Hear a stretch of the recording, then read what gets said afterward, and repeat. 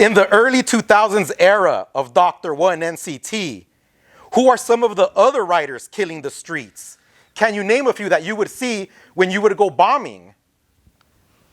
Like when I started coming out of East LA, when I started venturing to downtown, I remember that dude Raylos. He had that shit killed already. The downtown kid. He had that killed. Some dude Rennis from NHC. Shit, there's a bunch of dudes like. Who else? That dude Keen from P&K. He had gang tags. That's like when I was in high school. And just a bunch of dudes, like a lot of names. Have there been any writers that have inspired you that you always get a kick out of seeing on the streets? Like when I started writing, like in '95, like that's when I think I was like the most influenced. Like once I hit high school, I was just doing my own thing. I wasn't really paying attention to what everyone else was doing. But like when I started, like I think back in '95, and I'll see that dude Gray, Spare, and like Solo and them.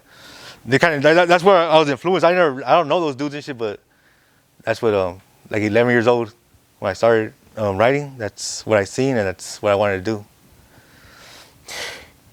You're writing everywhere. You're getting up consistently. Who would you say has been your most consistent writing partner over the years? Have you ever had a consistent writing partner? I don't think I have. Like in '03, I had a couple of guys, but which was my homie Balf, CERN, and my homie G's Up. But CERN, he passed away in '05. Balf joined the gang in the neighborhood, and then G's Up just just chilled. He wasn't really painting, but I just go back and forth, or just by myself, I'll go out. Around 2007, we first started seeing you out writing with a new up-and-comer at that time, RAKL MTA. How do you two meet? I don't remember how I met her, but I know we met like a few times, and then we started painting. But back then she was an MTA, but yeah. Do you remember what crew was she from? Was she a oneer? She was from CTE. Would you know, does she ever tell you how she got the name Rackel? She did, but I can't share that. I understand. Yeah. Can you tell us about first going writing together with her? Do you remember your first mission? I remember the first mission, but I don't remember what we got. Like, do the two of you ever get busted together or end up in the hospital with injuries? Nah, never. Everything went smooth. During this time that you and Rackel are writing together, does she join MTA and tell you about it? I started writing with her like in '07. I met her in '06, and I started writing with '07. She was at MTA. She got into MTA recently, like last year. I see. Yeah. So when you're out writing with Rackel, why doesn't she ever join NCT? Is there a discussion about it? Not really. I don't really, like when I go writing with someone, I'm not looking to recruit anyone. I just go writing with them. This leads me to my next question. Can you name a few of the female writers you've seen throughout the years that you've noticed on the streets getting up? Do you notice female writers at all? Yeah, there's a few.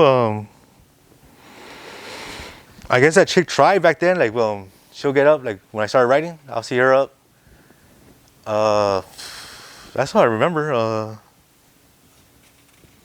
That's pretty much it, like, yeah. Now, during your rise to the top, a few things happen. First, your name Dr. One is seen in a Christina Milian video for the song Say I. Do you remember seeing that, and what were your thoughts? Yeah, I remember seeing it. You can't see the whole thing, but I could see it. So you see like the D, the R's right in the middle. I could see it. I thought it was cool. I wish the whole thing came out, but it was pretty cool. Who tells you about it? Do you accidentally see it? What happens? I think some chick tells me about it. I go check it out, and yeah. Do you get reactions from the streets? Do your friends bring it up? Do other people notice? That one never got brought up, no. Then, in 2007, your name reached new heights of infamy when your LA river bomb was featured in the first Transformers movie. Yep. How do you first find out about your cameo? I didn't find out till it was on DVD. My homie was in prison, and he called me from prison, telling me that our stuff came out on Transformers. Like, what? I'm gonna go buy the DVD to watch it, and yeah, it was right there. Who was your homie? The homie Balf. Nice. How do your fellow writers react? Is it just the two of you that noticed? Do other people come forward letting you know about it? Yeah, that one everyone was telling me about it. Wow. Yeah. Do people treat you differently because of your new movie star fame? Nah, I don't think so, nah. As I mentioned, as you're rising to the top and at the pinnacle of your graffiti career, you seem to suddenly disappear in the mid-2000s.